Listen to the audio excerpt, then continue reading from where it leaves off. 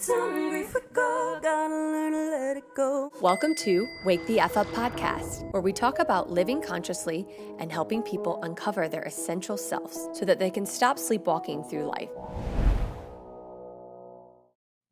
Welcome back to Wake the F Up podcast, the space where we explore what it means to wake up from sleepwalking through life, especially after trauma, grief, and loss. Today's guest is someone who embodies what it means to reclaim your life from the edge of survival.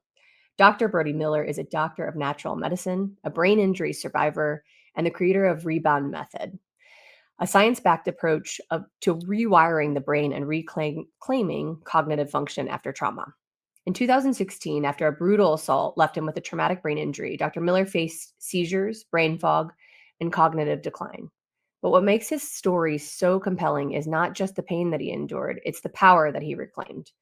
Through neuroplasticity, holistic healing, and relentless self-love, he proved what many believed to be impossible, that the brain recovery is possible.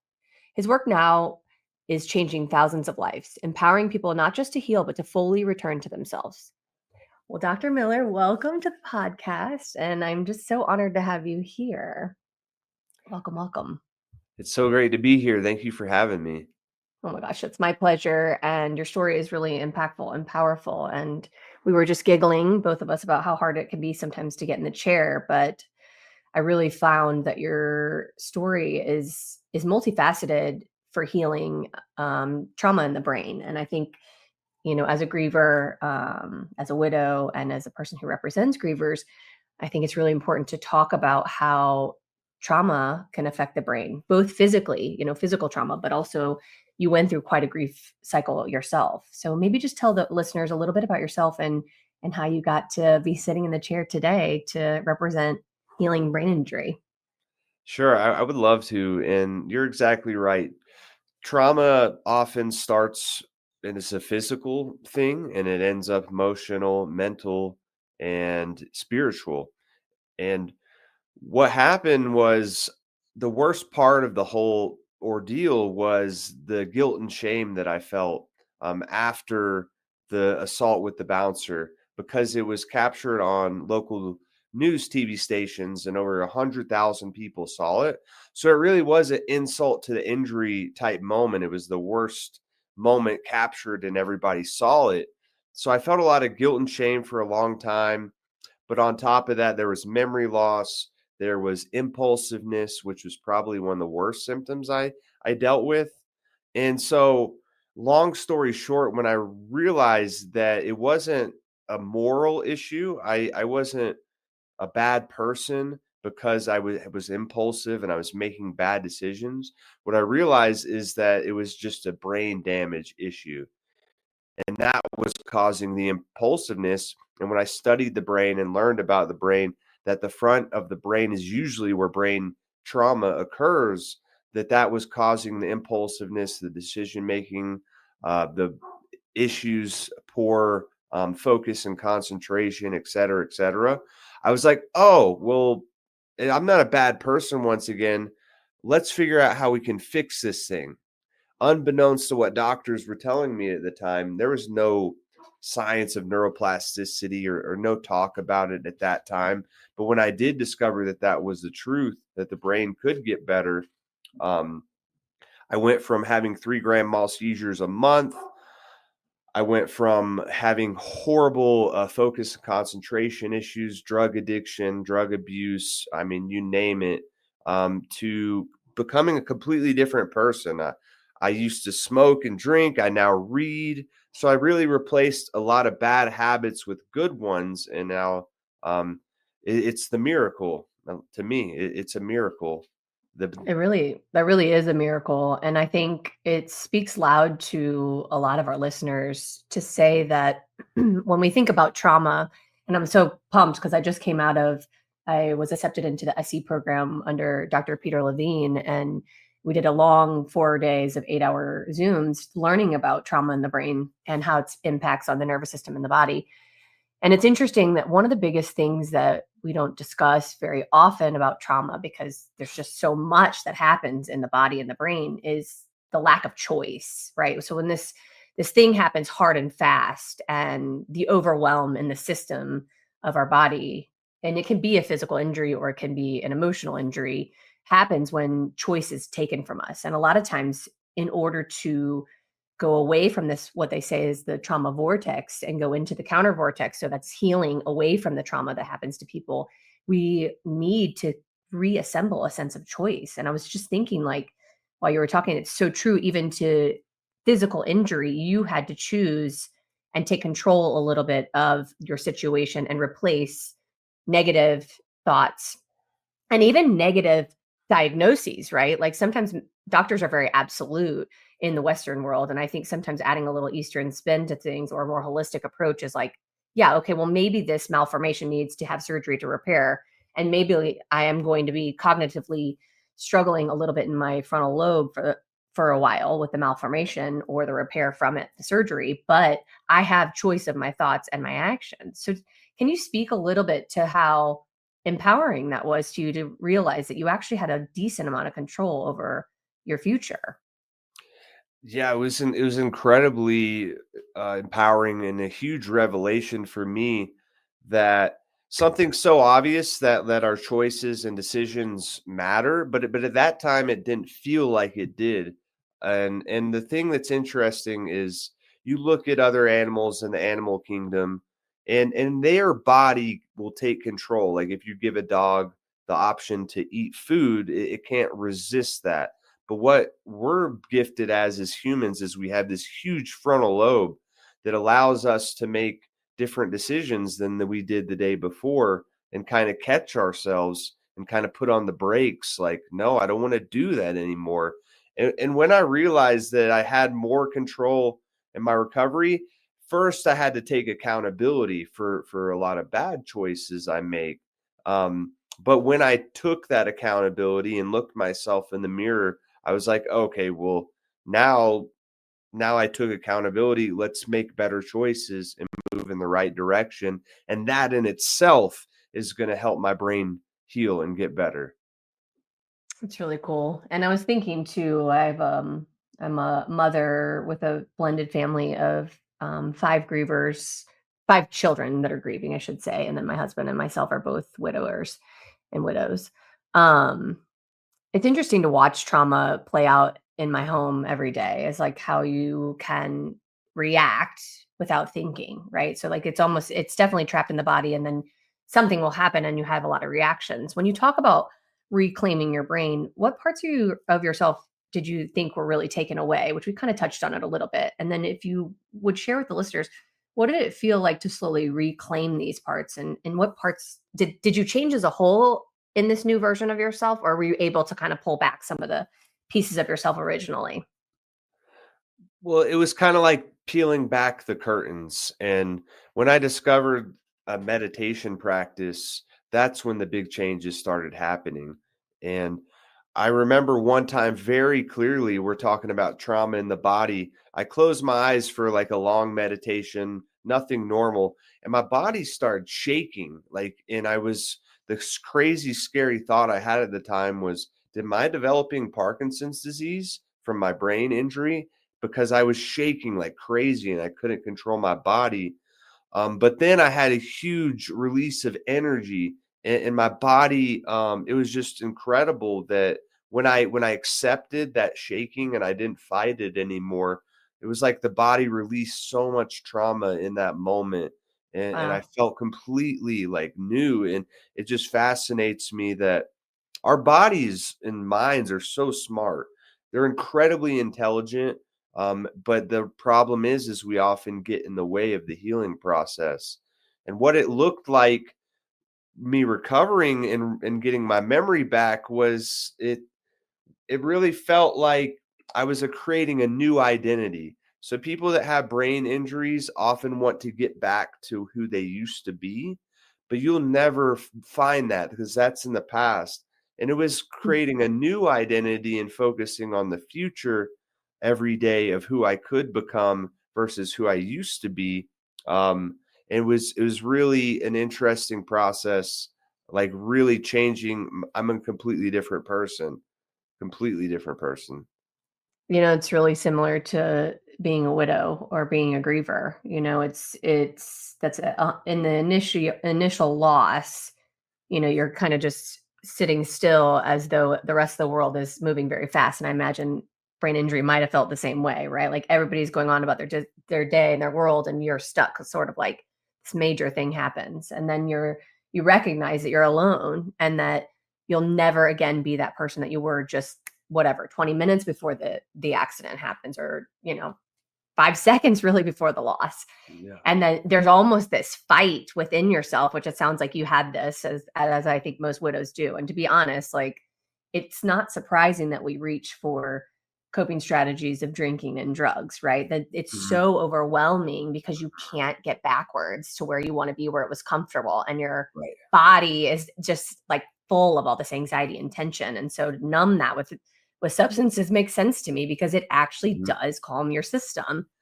But once you finally accept that and own that your story, and that you have control over your future, it's really empowering. But there has to almost have that shattering of your former self. So it's really cool that you're speaking to that. And not just that, but I love what you said about this shaking out of the body in your meditation. I've also found when you go inside, it's really difficult when you're dealing with a heavy trauma to sit within yourself and feel the sensations of the grief that you're carrying, which it sounds like you were carrying a lot. And the body does, even in our mannerisms, which we learn in the nervous system, has mannerisms and shakes and movement and reactions, and sometimes even emotional reactions that just spit out of us. And it's trying to tell this trauma story, the body, right? Because the body's sending these messages back to the brain, and the brain's sending messages back. It's just this loop that keeps going. And so it's really powerful to think, like, when you bear were able to bear witness and let go of the fear, right? To protect that shake, you were like tuned into it and let your body actually be witnessed in your trauma. And that's sometimes all the body needs, is to be seen, right? That these hard ass things have happened to us, and we don't want to look at it because it's scary as hell. It's really powerful.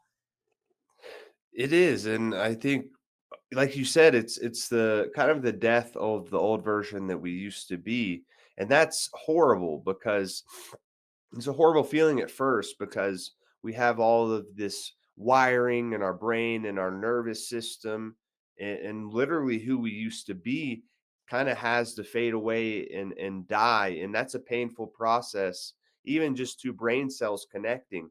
They want to continue to live, but they atrophy and they start dying and they don't want to. So they can't send the signal more and more, but eventually with time that can fade away, and just like a muscle, it grows and it can atrophy and shrink. That's how the brain gets better and it makes new pathways. When I'm obsessed with your mindset, mentality, that our thoughts are so become powerful actions, and our actions represent these thoughts. And so you say a lot to in your media and in your platform that healing is possible. I think it's interesting when I think about who's probably listening to this podcast, those people who are probably sitting deeply in trauma and trying to find their way out of it. And when you think about the words healing is possible, there might be listeners who don't believe that right now and are Right. struggling to figure out what that means. Like, what would you say to someone that you're working with to get them to understand what you're saying when you say healing is possible? Well, I would refer to many different stories that show that healing is possible. We were talking about this just before the podcast. Is that I went to a speaking event recently, and I was completely blown away by what I learned. There was this young gentleman. His name's Colt Reed, and he's only 12 years old. And only 7 months ago, he had something that was called a diagnosis called diffuse axonal injury level 3, which is the Mm. most severe form of brain injury that they say 90% of people do not ever regain, or they stay in a vegetative state or a coma. 90%. And Wow. so Colt, they used all of these different tools and healing tools, and in only 7 months, he's about 80% back to normal. And I believe he will make a full recovery. And it's not just him. I have two other friends that I actually wrote about in my book who also had diffuse axonal injury, and they also made a recovery. So I personally did not have diffuse axonal injury. My brain injury was very severe, but not to that level. And I think when you see others have done it and it is possible, then you just need to know what to do, why you're doing it, and how to do it. So if you have those three things, the what, why, and the how, and you have the knowledge and experience, because they're both important, the knowledge and the skills, and you put those two things together, then I believe that you too can heal. I do too. And actually, I've witnessed it time and time and time again. But I was wondering what you're thinking about as a doctor, the physical trauma that you deal with day to day on brain injury recovery, and then just trauma that is also an injury to the brain and the patterns of our thoughts. So when you're looking at those two side by side, because a lot of our listeners probably are maybe dealing from a little bit more of an emotional injury of the brain, Yes. how what would be your first step that you would say to someone who is in a recovery space that needs help healing from trauma? I would say it's always the first step is going to be awareness that you do Mm. want to get better and you do want to change. And so I would start to journal. I would start to journal every single day, like writing out your thoughts, writing out your emotions, and recognizing what are the patterns that you see there. What are the things that trigger you? Bring that to awareness. And it's almost like you're shining a light in a very dark room that Mhm. at first it's gonna feel really uncomfortable shining that light and that spotlight there. But now that you have that, then it's like, okay, well, how can we start to unwind that? Let's start to take action and do breathing exercises, and let's try meditation out. Let's try there's just a million different things that you can do, like somatic practice, to really start to change that. And then it's really baby steps in the right direction. Right, and I believe that the body and the nervous system, which really is our body, is it needs to be healed in microcosms, so just micro choices, like what you're saying. So when you talk about, I guess we'll talk about yourself more than maybe your clients, or you can share a client story if you have one that's like really something you want to talk about. When you talk about healing, can you what are the tools that you found really woke you up to awareness? And what is awareness to you? Is it more, it sounds like meditation was your first like real sit inside of the self. And I was just wondering if you have a favorite for yourself that helped you bring awareness to your trauma. Well, I love meditation because really it's going from the outside world to the inward world. And you're cutting out all sensory information from the visual information or auditory information that really keeps us distracted. And that alone, if by closing your eyes and just paying attention to your breath, has enormous changes. And so I just trusted in the science, and the science shows that meditative people that meditate on a consistent basis on average have 7.5 year younger brains than non-meditators. And so I trusted in that, and I found there's guided meditations, there's so many different forms, and they're all so good for you. So really experiment and try and just trust in the science, and know that you're playing a game of oxygen, blood flow, and hydration in the brain, and nutrients, those four things. And if you can get the right nutrients, you can get more oxygen and blood flow in your brain. Then you're going to see some changes. You're going to see predictable changes, in my opinion. So experiment with breathing exercises and meditation, combining those two things. That's what worked the best for me. It's amazing. Well, do you want to talk a little bit about the rebound method and kind of what that acronym stands for, and how someone just beginning their recovery journey might start implementing it today? Sure. So the rebound method is just the best practices that I have found to really help you rewire your brain and turn a setback into a comeback, any form of brain rehabilitation. And it starts with the physical. And the first step is called refocus. And it's all about refocusing on where you do want to go instead of where you don't. But it's very focused on the physical. So there's things like supplementation that we look at. There's things like just uh, journaling and visualization just to start, just to really help you get a solid foundation physically. And the first step, I'm not going to go into the entire method because it would take me 15 minutes to describe it all. But the second pillar that I'd like to talk about is called brain. And I call them the five principles of neuroplasticity. So I say it's breathing, repetition, association, intensity, and novelty. And these are just the five principles or five best practices that you can use to rewire your brain through the science of neuroplasticity. The five principles that lead to predictable results.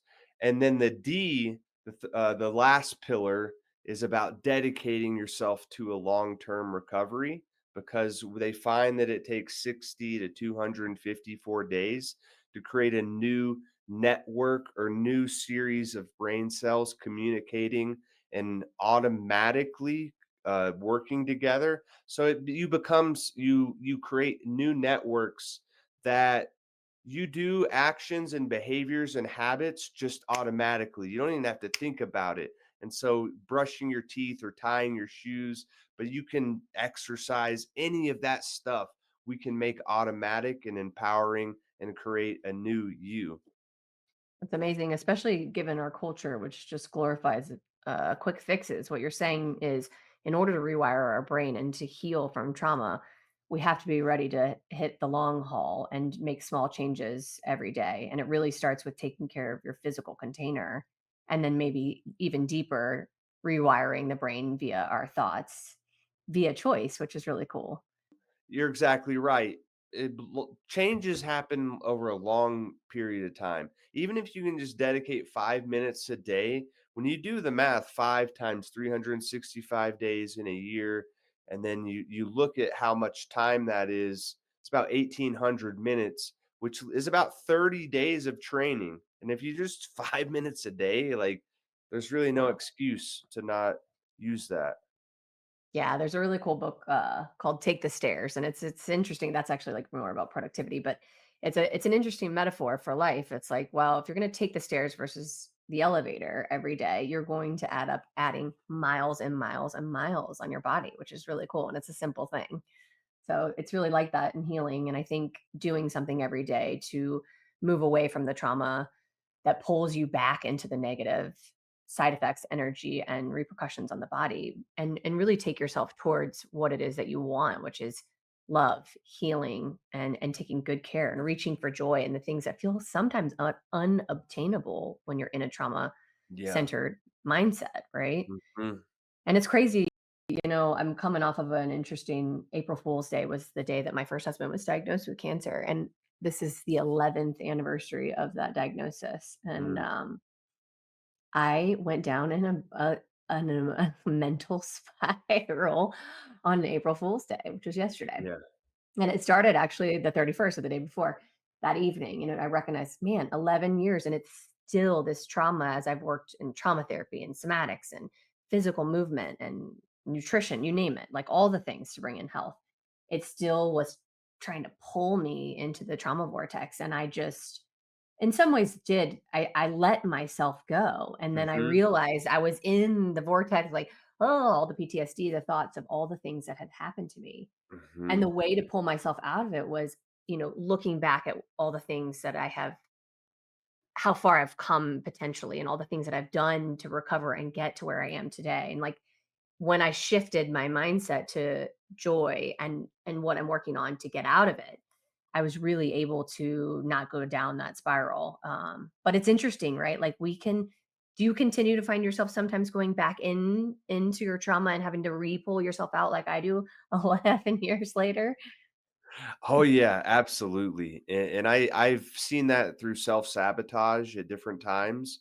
Sometimes I've had pretty substantial moments of self-sabotage because what I realized though is because I was trying to run from who I used to be, and it was like I hated that person. I didn't want that person to ever show up in my life again. I was running from the past version of me so fast that it's like, hey, it's still you. This is still your story.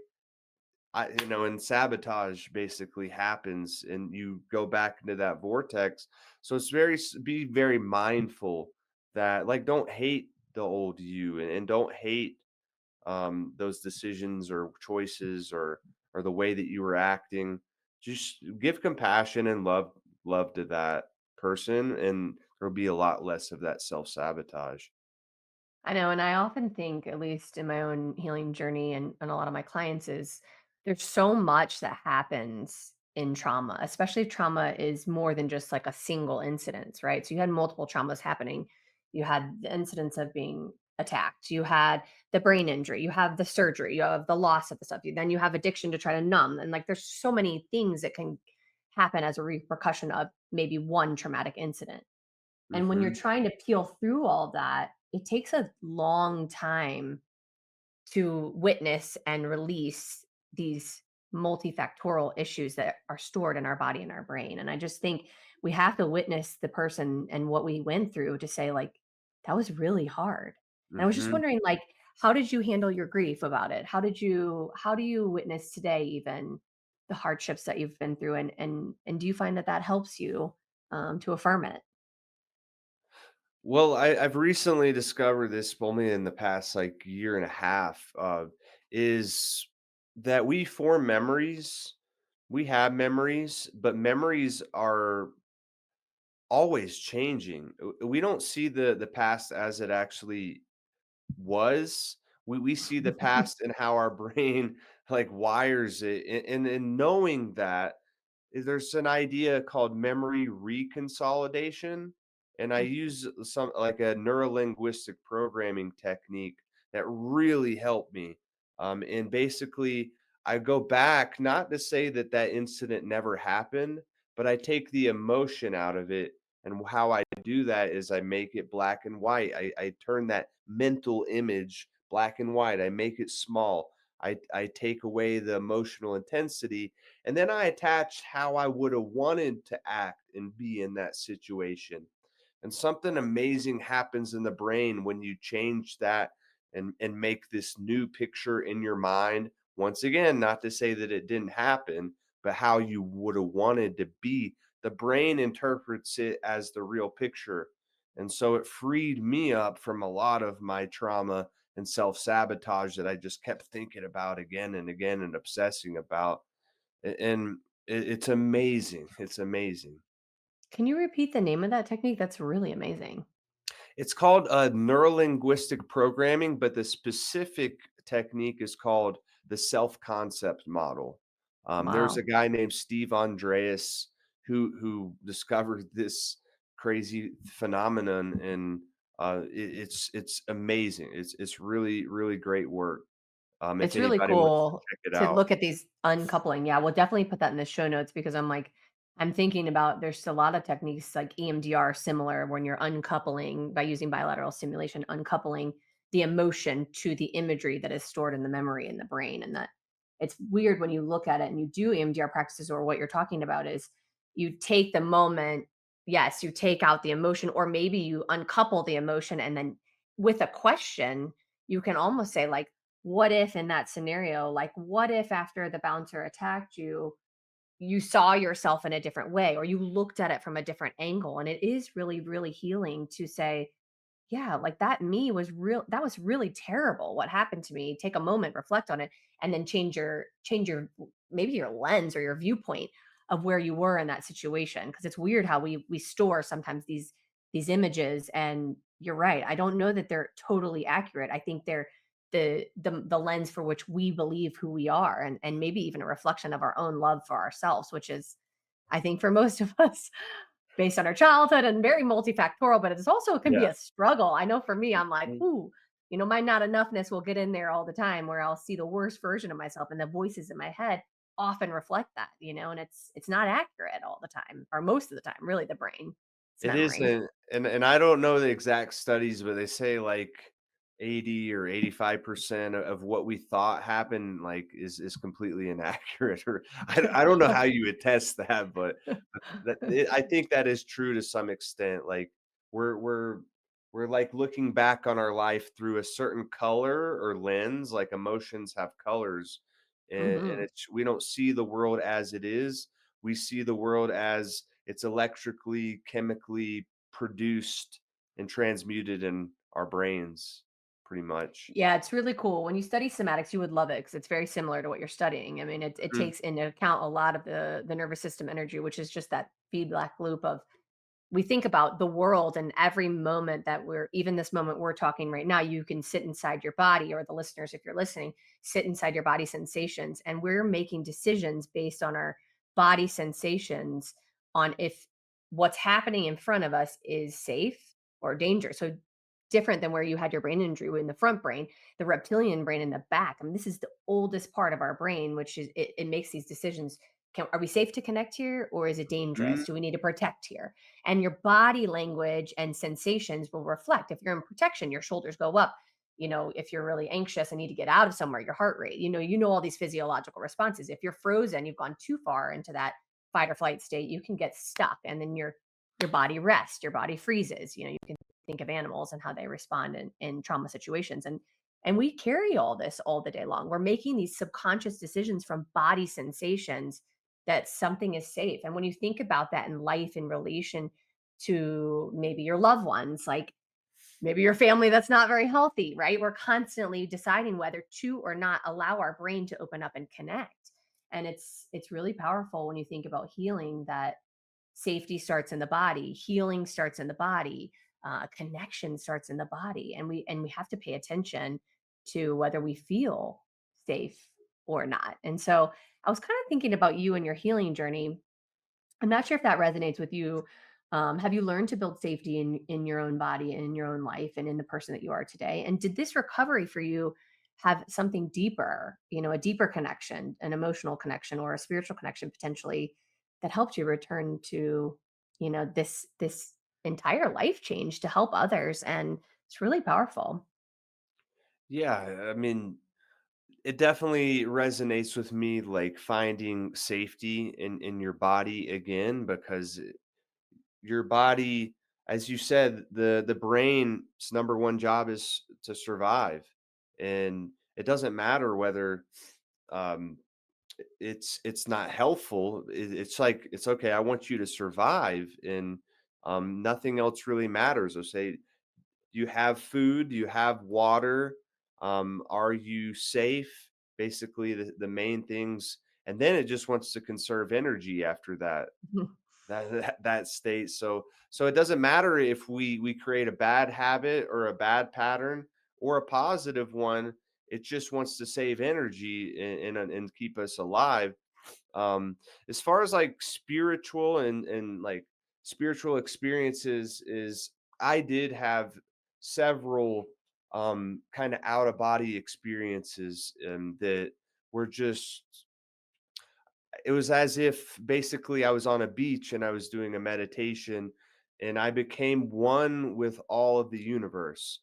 Like Mm. I just felt like I was so connected with everyone and everything, in the birds and the beach and Mother Nature, and that was just a mind blowing experience for me. And I realized that everything is right now. We think that there's a past and there's a future, but really the truth is that the present moment is the eternal now. To get a little, maybe a little woo woo for certain people, but like the particle collapses upon itself, and the only thing that exists is right here and right now. And when had that experience, I realized that was true.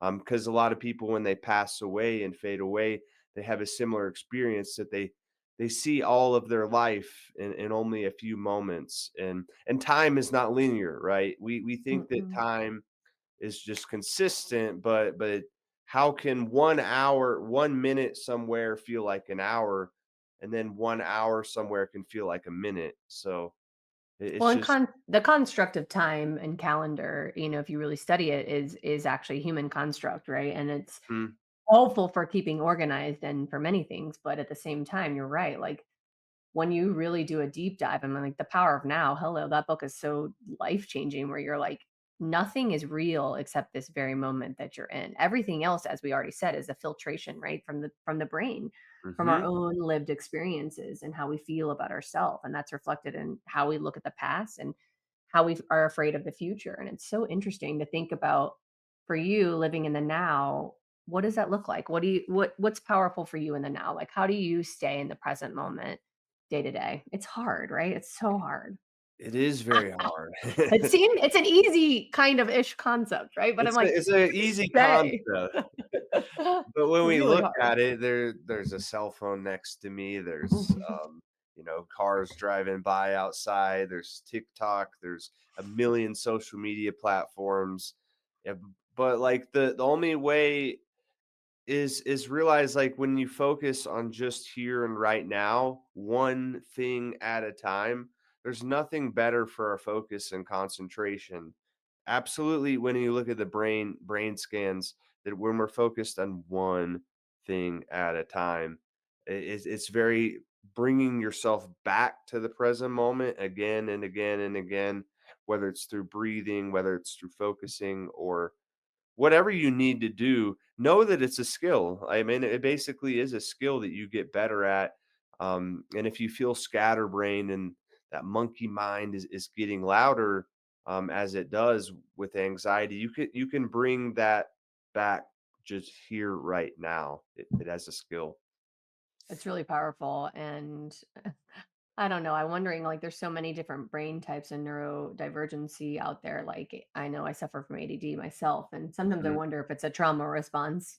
But when you're talking about doing a monotasking and staying in the now, like when someone tells me in a work setting, maybe even in my home setting, that I can do one thing at a time, and I have space to do that, like, doesn't that feel so good on your nervous system? You're like, my whole body's like, "Yes, thank God," because especially as women, I don't know if men feel the same way, but, like, men multitask in a very different way, but women are like, "Ooh, like 50 things at once," are Mhm. seem to be like, celebrated in this world, and so do you try to practice monotasking, like, throughout your day? I do, a lot more recently actually, because I've been learning that you to put your phone like way away from you, because if it's right here, as it is for me right now, um, it's gonna distract you big time. Mm. But like when I you look at it from a neuroscience lens, it's just about dopamine production, and we want natural dopamine production to be as high as we possibly can. And so when you use social media or something, it's going to spike your drugs and alcohol. It's going to spike dopamine levels, but what comes up must come crashing down as well.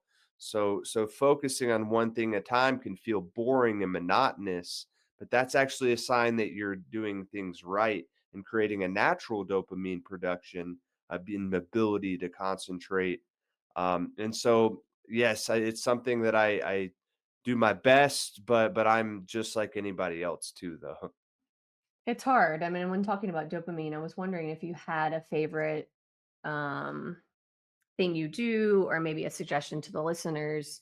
Maybe explain to them a little bit about what dopamine is and how the body responds using that hormone. And maybe like, is there some things that you found are great natural dopamine builders that wouldn't be like caffeine drugs or like social media hits that are like your spike and valley kind of situation in the body? Are there some more like natural sine waves to some dopamine builders that you can recommend? Yeah, absolutely. And it's something I'm very passionate about, is that we can rewire the neurochemicals in our brain to produce more dopamine.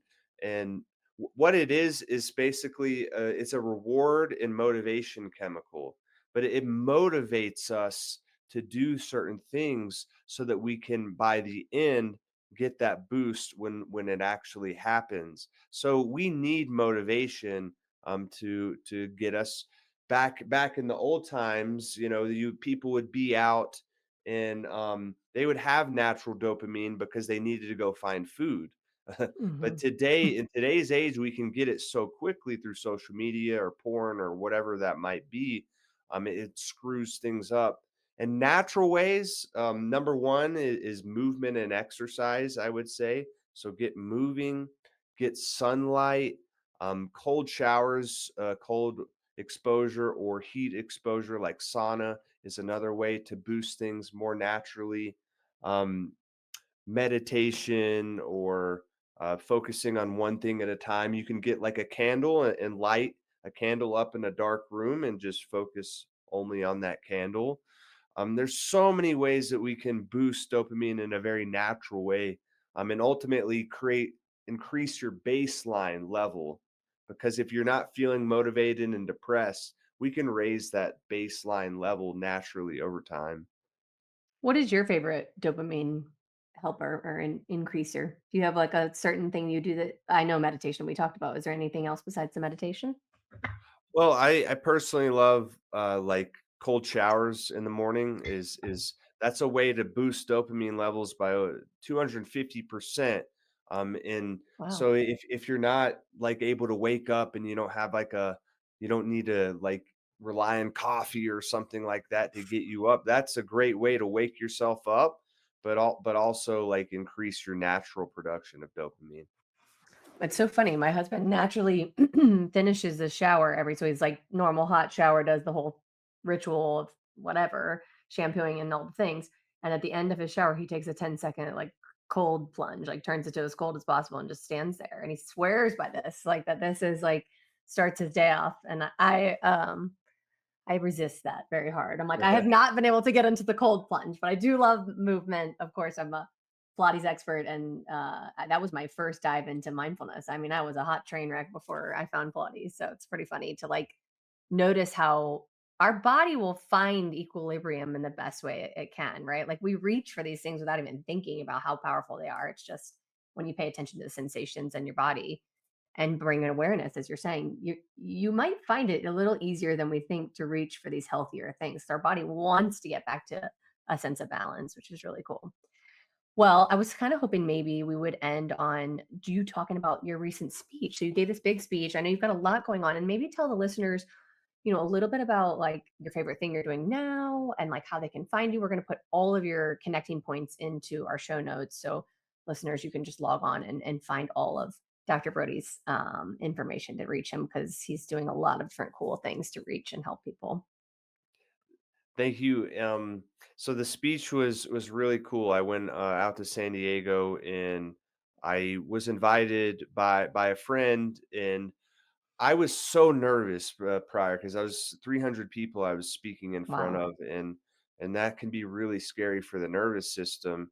But I just kept staying grounded, and my biggest fear was always that I was going to have a seizure in front of everybody, Sure. but I I'm proud to say that I'm now completely seizure free, and that in itself is a miracle. Um, and the speech was great. We just talked about my story and brain injury recovery. I also recently released my book, Brain Rescue. Let me go ahead I and know. grab it real quick. Very exciting. I actually just started reading it and it's really amazing. And this is my passion and pride, basically how my story but also how you can apply the tools and use the rebound method in your own recovery. It's also out in audiobook because a lot of people with brain injuries have issue with visual issues, so I purposely made an audiobook as well so that they can integrate that information better. And this is all about how to reclaim your memory after a brain injury or concussion. But also the review, so many reviews have said that it's helpful in so many other aspects other than just brain injury or concussion as well. 100%. And I think remembering that that trauma is an injury to the brain. So all my listeners out there, you don't have to have per se a physical brain injury to have a brain injury, right? So Mhm. deep trauma is an injury to the brain. And we know this as grievers because it affects the way that we are able to get up, to eat, to think. The brain fog becomes very real when you're in trauma and grief. And so these tools that Dr. Brody is celebrating and teaching really are for everyone. ADD brain, mom brain, people who just had babies, like everyone needs to take care of their brain. It is actually our life. Our life lives in our body and our brain. And so it's really, really important. So I'm so excited that we got to have this discussion today. Is there anything that you want to close with? Like, I was kind of thinking maybe like where you are now and like how it sounds like you're seizure free, which is really amazing. Anything that you want to share with the listeners? I would just say to anybody out there that's still struggling and you're kind of in a dark place, just know that as bad as it may be right now, sometimes the worst thing that ever happened to you, like for me and the bouncer, ended up being the best thing that ever happened to me. I would have never have written books. I would have never gotten into these studies. So know that the bad things can be the seeds for something great in the future, and just hang in there, um, and just keep taking baby steps in the right direction. I couldn't have said that more myself. I think that this entire podcast and everything I do is a catalyst from something really challenging that happened and trauma that happened in my family life. And the truth is that who I am today would not be possible without that terrible thing that we wouldn't wish would have happened to us. But at the same time, when you're able to own your story, love yourself, and sit inside of the truth and shed some light on what's happening inside of yourself, inside of yourself is uniquely you. Everything outside of ourself will be, as we already talked about, this filtration system that's kind of inaccurate. And so I think what Dr. Brody and I are trying to say to everybody is spend some time inside, sit in Hmm. nature. Nature is the truest version connector of what's reflected inside of us. So what's happening out with squirrels, the birds, the trees is what's happening inside the cellular makeup of our brain and our body. And so we really spending time there kind of will show you what you need to do to heal. And so I'm so, so grateful for all that you shared today. I'm going to go work on some dopamine. I need to get my dopamine actions. I need to try some newer things. I do a lot of, I like exercise a lot and I love Yeah. meditation. I love meditation. So I just want to thank you, everybody. I hope that you can pick up Dr. Brody's new book, check out his rebound program. His site is going to be on there. He has his own podcast, which is available on YouTube. I mean, coaching, he's doing all the things. So find him. I'm actually thinking about signing up myself. I could use a little postnatal brain reset for God's sake. So thank you so much. I really appreciate you being on the show. And I hope that we can talk again sometime soon. Absolutely. Thanks so much for having me on. It was a great time. Oh my gosh, my pleasure. Okay, guys, thank you so much. We'll be back soon next week with new guests. And you can find everything you want to find about Dr. Brody and everything he's doing for brain health recovery in the show notes. Thank you. If you enjoyed this episode of Wake the F Up, please like and subscribe wherever you get your podcasts. Join the Wake community by downloading our app. Just search for The Wake Wellness in the Apple or Android App Store. And follow us on Instagram at The Wake Wellness. Thanks for listening.